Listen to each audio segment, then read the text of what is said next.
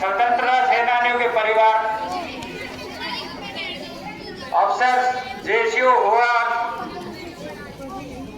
और गांव के आए हुए अतिथिगण, मंचासीन पदाधिकारी, मैं सभी का हार्दिक अभिनंदन करता हूं, स्वागत करता हूं इस कांटी स्कूल के प्रांगण में और बधाइयां देता हूं।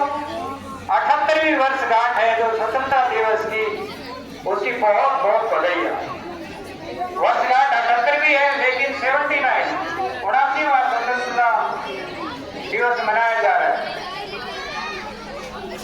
प्यारे बच्चों, देश की आजादी कैसे मिली, ये इतना आसान रास्ता नहीं था।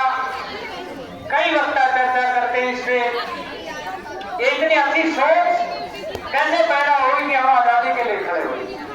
भारत गुलामी की जंजीरों में 1600 ईस्वी के अंदर अंग्रेज भारत में आए और उन्होंने अपना व्यापार स्थापित किया और व्यापार स्थापित करने के सहारे जब उन्होंने देखा कि भारत के लोगों में फूट पड़ी है, कई मराठे अलग लड़ रहे हैं, राजपूत अलग लड़ रहे हैं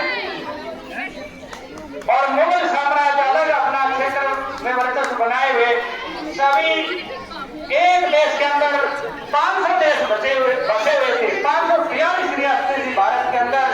तो उन्होंने सोचा कि ऐसा मौका नहीं मिलेगा। अंग्रेज जाति बहुत ही चतुर और चालाक है। उन्होंने कहा कि भारत के लोगों को जाति धर्म के आधार पर बांट दिया जाए और उनके अंदर यही भावना डाल दी जाए ताकि हम इन पर राज करें। पहली बार 1757 के अंदर पलासी के युद्ध में अंग्रेजों ने बंगाल के अंदर बंगाल की सूबेदारी पर कब्जा किया था, बंगाल के क्षेत्र पर कब्जा किया था। उस टाइम पर, उस समय पर लॉर्ड क्लाइव हुआ करते थे वाइसराय। लॉर्ड क्लाइव एक अंग्रेज अधिकारी था ईस्ट इंडिया कंपनी का।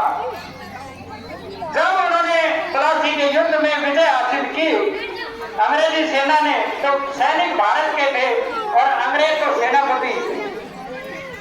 युद्ध में जब उनकी जीत हुई तो उसके बाद क्या होता है, कम से कम 5 लाख भारत के लोगों ने जब जीत करके मुर्शिदाबाद एक क्षेत्र है, एक शहर है मुर्शिदाबाद बंगाल में, वो जा रहा था उसके रास्ते के अंदर गुलाबों के फूल बिछा दिए, गुलाबों के फूल की पंखुड़ियां बिछा दी, मतलब उसका हार्दिक स्वागत किया।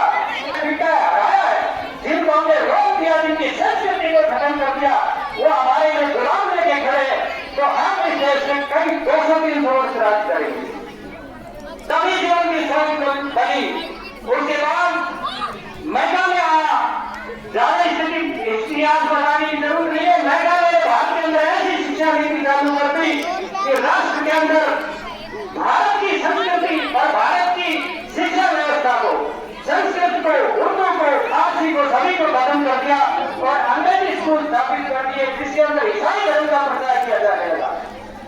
भारत के अंदर ये जातिवाद का बहुत भारी इनपुट उन्होंने पैदा कर दिया, धर्म का इनपुट पैदा कर दिया, मुसलमान और हिंदुओं को लगाने लगे और भारत में राज करने लगे। कई टीपू सुल्तान महमूद के मुस्लिम राज कर रहा है, राजस्थान में राजपूत राज कर रहे हैं और इस तरह से मुगल दिल्ली में राज कर रहे हैं, बड़े रहे और हम आपस में लड़ते रहे और अंग्रेज हमें लूटते रहे। जो महात्मा गांधी ने देश के अंदर एक आंदोलन करवाए, एक वर्चस्व तैयार किया, कांग्रेस की स्थापना की। वो छोटी सी कांग्रेस क्या करती, लेकिन गांधी की गलतियां भी हुई, लेकिन उसने मास मूवमेंट कर दिया। देश के अंदर ये मास मूवमेंट इतना हावी हो गया, फिर अंग्रेजों के समझ में आया ये मास मूवमेंट हमें उखाड़ देते। फिर उन्होंने जवाहरलाल नेहरू जैसे लोगों को, नारायण लोगों को पढ़ाया और जवाहरलाल नेहरू की ये बात बता देता हूँ, वो इतने बड़े लिखे लोग नहीं थे। उनमें बड़े लिखे उसी टाइम पे भीमराव अम्बेडकर और सावरकर जैसे पढ़े लिखे लोग थे। तो अंग्रेजों ने क्या कहा, जाति का तंत्र फेंक दिया, अम्बेडकर को बैठा दिया, तुम अपनी जाति अलग करो। तो उन्होंने अलग स्वतंत्र चुनाव क्षेत्र की मांग की और भारत के अंदर फिर फूट पड़ गई और हमारी आजादी धीमी हो गई। यही स्थिति थी, वो लास्ट तक फूट डालते रहे, लेकिन जब लास्ट के अंदर सुभाष चंद्र बोस INA की स्थापना करके, अपनी मिलिट्री की स्थापना करके Indian national Congress, Indian national army बनाई, उन्होंने